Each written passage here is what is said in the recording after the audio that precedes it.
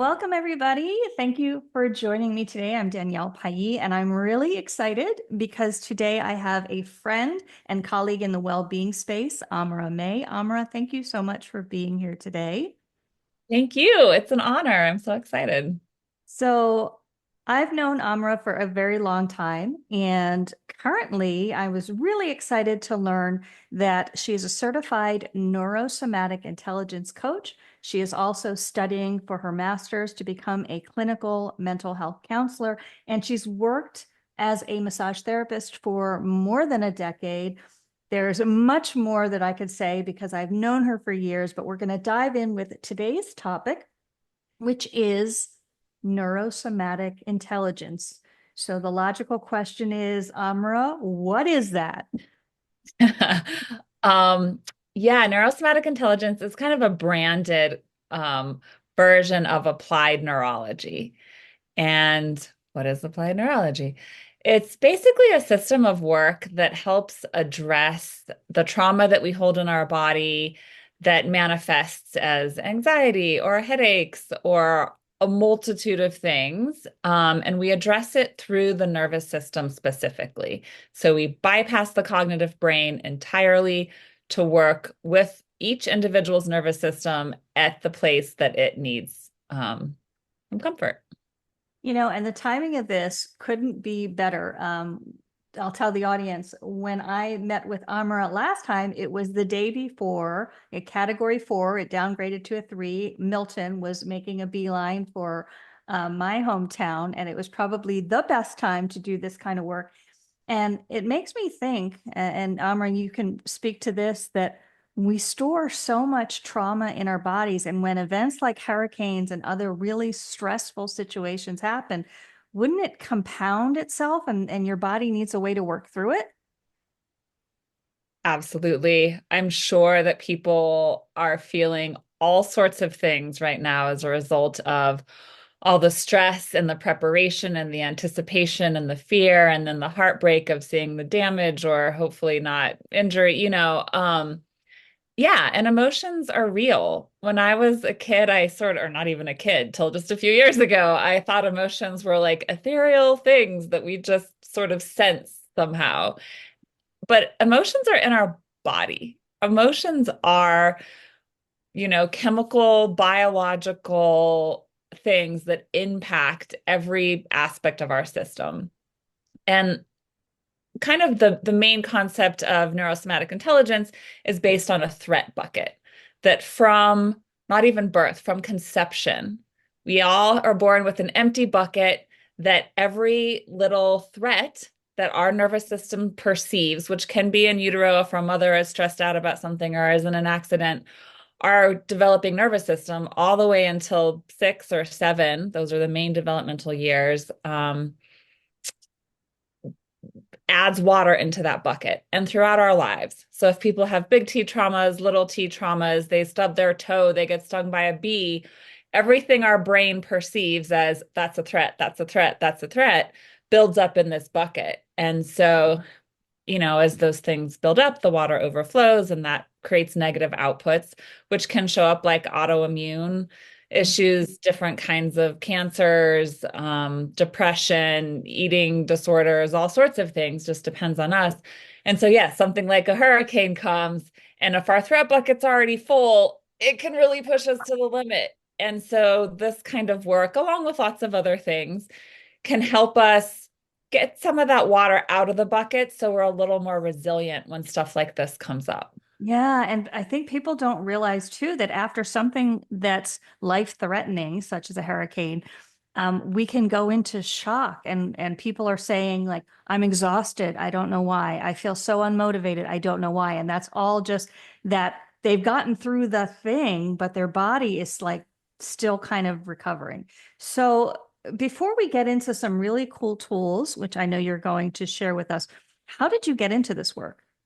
That's a good question. I have another wonderful friend and guru in my life who has multiple sclerosis, and she has been in a wheelchair for a number of years. She was diagnosed as a teenager, And so she's constantly on a healing path of just trying to figure out ways to help support her own system. And she exposed me to it. And I started just doing some of the exercises, and it changed my life, like in a very short amount of time, in very subtle and hugely significant ways.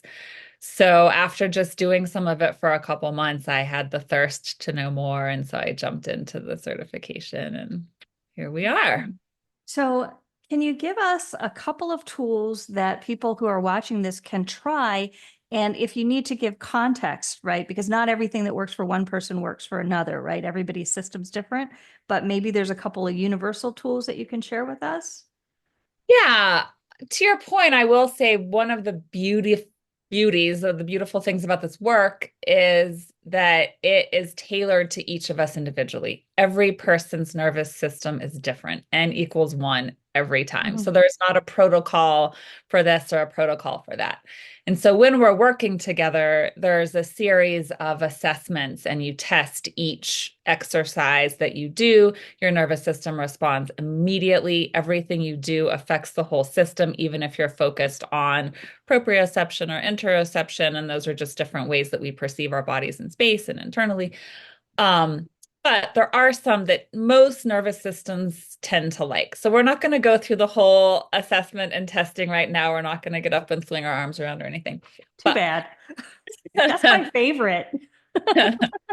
one thing that's really good that you don't need a tool for, but a straw is a really great tool. Any size straw, you can kind of experiment.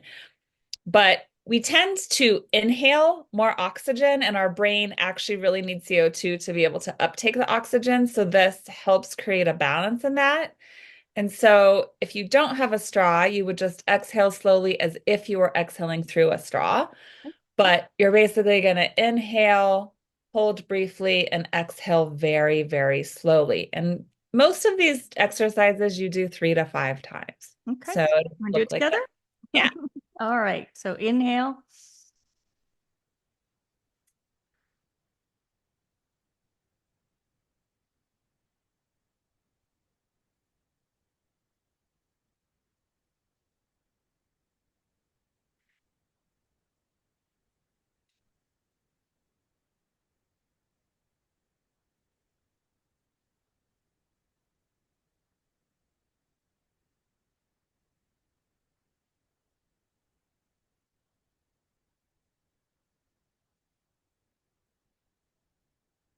Maybe one more.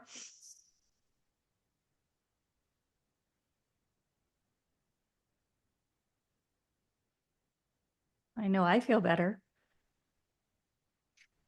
And yeah, and I don't know if people watching this were able to join us and try that, but even without an assessment that's like overt, sometimes you can just tell, like, oh, my neck feels a little looser, Yeah. I feel a little calmer, some tightness is loosening, and that's your nervous system saying, oh, yeah, we like that. It can maybe a little, oh, my range of motion's a little better in my neck. Um, so that's one thing. There's a lot of respiratory ones, and some people, for whatever reason, respiratory things is not a good place to start. That maybe feels threatening, and you're like, that didn't feel good at all. Now I feel stressed out. And so I want to give just maybe one other exercise that isn't respiratory, just so people can kind of get a little sense. I absolutely. But before you do that, I want one question. Does it matter if we inhale through our nose or through our mouth for that one? In general, inhaling through the nose is preferable because it's created to filter out things from the air as we breathe in. Doesn't really matter if you have a stuffy nose. If you just don't feel like breathing through your nose, that's fine too. So I'd say there's not a strict guideline about that. It's really about the exhale and the slow, like count to 12, count to 15. It's really about slowing that exhale down in that Okay. particular job. And yeah, and the second thing, when people that I've spoken with, people assume everybody can do breathing exercises, but I've had clients who will they could have a panic attack because there's so much going on. So I guess the point I want to make is if somebody is doing this exercise at home and you're feeling uncomfortable, definitely stop and don't think that this is not for you. It just might mean that that particular exercise is not right for you now, maybe, but 6 months from now or a year from now, that could change, right? Yeah, it's interesting. There's a phrase that we use that there is no normal. There's no normal in every nervous system is different, right? And it's about kind of building our own goals and what we want to see in our lives and how we want to change it, and we build it around that. And sometimes something that comes up is an area that we need to rehab.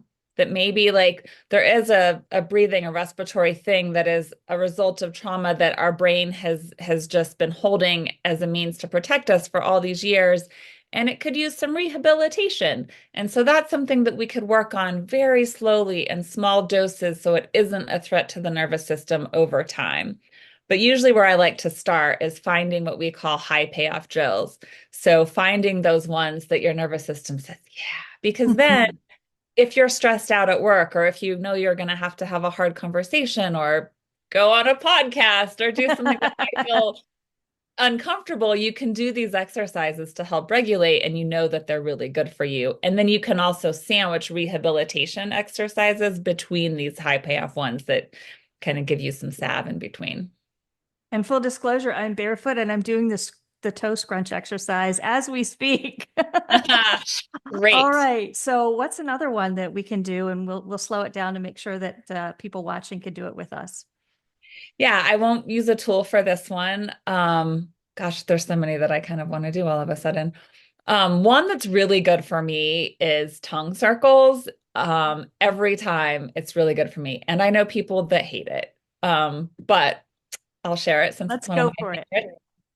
We'll just do three in each direction. And the concept is that your tongue is on top of your teeth behind your lips, Mhm. and you're circling around and really slowly being cognizant of what you're feeling with your tongue and maybe trying to reach a little further back each time. So we'll just, and we go three in one direction and then three in the other direction. Okay. And in front of the teeth all the way around. Okay. Mhm.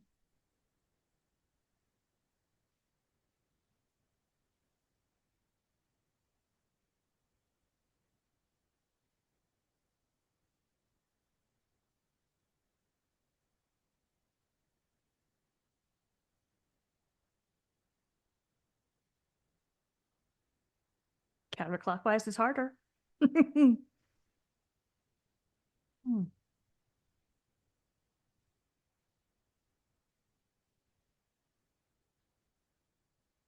And it's always good to take a breath and just kind of let it sense into your body after each exercise. Clockwise is a little harder for me. So there's just an interesting point. Okay. And I was kind of breathing and just noticing myself like letting down in it. So that's kind of how I know my nervous system likes it. Yawning, deeper breaths, those are all kind of good Yeah. cues that you're kind of relaxing So I in. feel like the audience might be asking, how do they come to the conclusion that doing this works? Like, is it attaching to different energy centers like Qigong, or is there a concept It's behind it? all nervous system related. So we're working with cranial nerves, we're working with nerve plexuses, we're working with a lot of vagal nerve work. There are Okay. exercises that are just working specifically on stimulating that entire nerve, which is the biggest nerve in our body. It goes from our head all the way down into our digestive system and our abdomen. So, um, yeah, the neurobiology piece can get very complex and very complicated, but all of these, and some of them are done with very direct precision so that you are working on that specific nerve pathway. But yeah, it's all very well rooted in a lot of scientific evidence based on neurobiology So, and but just yeah. learning how our brains work. So the practitioner, it's easier for the practitioner. You don't have to know all that stuff for it to work. But you, as the coach, need to know all that good stuff and the nuances to make those adaptations. Can you show us one more? Do you have time? Sure. Yeah. Okay. Um, I will say too that one of the concepts is you work farthest from the areas that need rehab. So if somebody is having, maybe headaches or jaw issues, we might start on the feet, for instance. A lot of these neutral ones that tend to be generally good are upper body related, so it's fine, but just I'm not doing foot stuff because of where we are at our screen. So I'm just going to do Okay. another head one. Okay. This is the tragus pole, and it's super easy. This little flap at the front of your ear is your tragus. Doesn't move a lot, so this is kind of imagination. This is a cool thing about your brain too. If you're injured or there's something going on that you can't physically do the exercise, if you imagine doing the exercise, it impacts your nervous system. There is some of that power of suggestion that we all know about in like the metaphysical world that is also very rooted in what our brain thinks is real. Okay. So the idea is to hold the tragus and you're going to pull it out and twist it forward. And like I said, it's a very subtle movement. So part of that is your imagination pulling out, twist forward, and hold for 5 seconds. Okay. And Breathe. not to the point of pain. No, nothing should be to the point of pain. Thank you.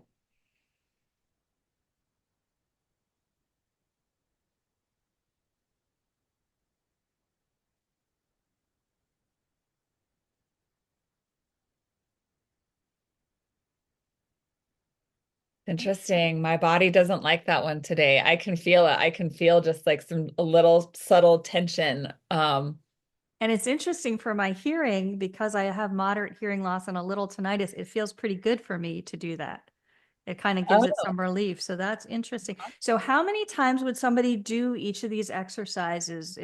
Do they go through 3 or 4 reps and 15 minutes a day? Is there a prescription?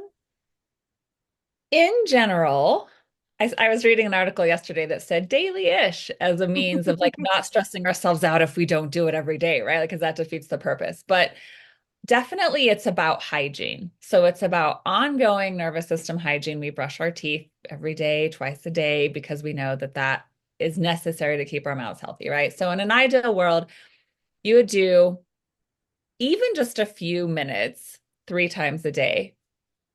I feel pretty happy with myself if I do it twice a day, daily-ish. I'm still working on building my own practice and learning, how to support my nervous system and rehabbing more now that I've been in it more. But I usually start with getting maybe 3 to 4 solid high payoff drills. And if you do those in the morning, and we've all seen how fast they can be, right? Each one can be a minute, 2 minutes sometimes. Do 3 or 4 drills in the morning, do them on your lunch break, do them in the evening. Or I'm experimenting with habit stacking so that you could do things like at a red light or under your desk when you're at work or Or recording a podcast? recording a podcast. Yeah. And there's certain things about you don't want to have too much stimulus. Like there's inhibition tools. Like if somebody has some hearing sensitivities, maybe you put an earplug in your one earplug in one ear for 20 minutes. Like there is things about inhibiting the amount of stimulus input that your brain is having to manage. So you don't necessarily want to be listening to music and cooking dinner and doing the thing. But also finding ways to incorporate these simple practices into your daily life is really a key piece of building that nervous system resilience so that instead of our emotions being like this, Yeah. they're like this. The waves a little gentle. And what I find unique to my practice, because I will have a series of coaching calls, and there's got to be a way when you're done speaking with someone to not carry that situation into the next one, into the next one, and then into your evening, like where you're worried about your stuff and everyone else's. And I'm finding that I've kind of started getting the habit of between each session, do one of these exercises.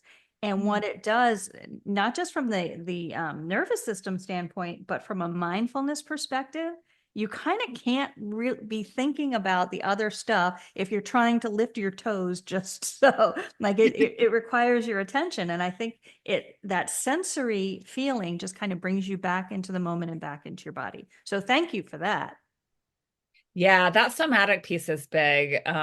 Like you mentioned, I did body work for a really long time, and now I'm going into therapy and really still want to keep that somatic piece. Our bodies tell us so much. And so much of us, myself included, live our lives totally not cognizant of our bodies, of what we're feeling, or how we're experiencing the spaces that we're in. And so I really appreciate that about this work too, as it does kind of create that interoceptive, that Mhm. perception of our bodies, both like how much space I'm taking up and where I'm tense or where I'm not, and am I hungry and am I like, what am I feeling? And yeah, that's I think a key piece of healing and of presence and of mindfulness and of embodiment, right? Is to really sink into that where none of the other like mental distractions can interfere. Yeah. Yeah, and that self-awareness is so important when you talk to people who are, they don't realize how stressed they're, what's happening in their body that they're doing this. And you say, relax your, because I taught yoga for a number of years, relax your shoulders. And they're like, I am relaxed. And I'd go down and just be like, push their, oh, that's what you meant. Or you ask somebody how they're feeling in this moment, what's the emotion, and they're having trouble naming it. So this is a really good tool too, like you for tuning in and just being more self-aware and understanding, hey, this is how I'm reacting, this is why I'm reacting, this is what is setting me off. So it can be quite a helpful tool. My last question for you, actually my second to last question for you, is this something where someone works with you for several months and then it becomes like follow-up sessions? How does the structure of it work? It depends in part on what the person's goal is. Okay. Um, I kind of have a three-tiered approach in my practice where we start really building those high payoff tools, building the resilience, building the like, okay, now I can relax. And then we can start on some rehab, Mhm. um, physical body, kind of maybe some small T trauma. And then once we have some safety and resilience in that, and if somebody wants to, we can do big T trauma. And, you know, again, every nervous system is different. But I think for me, it feels like to make it even worth jumping into, 3 months is a good starting place. You have 3 months, and maybe that's, twice a week or once a week. We kind of work with clients to figure out where their goals are and, what feels approachable and doable in their lives.